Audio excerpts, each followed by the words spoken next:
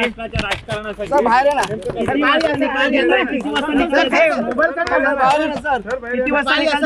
निकाल हा आज दिला जाईल आणि हा निकाल निश्चितपणे कायद्याला धरून असेल.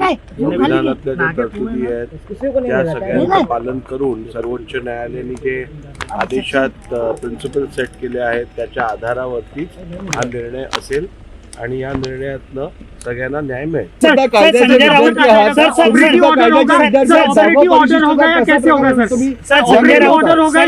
म्हणतात की अध्यक्षांनी दिल्लीतून हा निकाल आणलाय.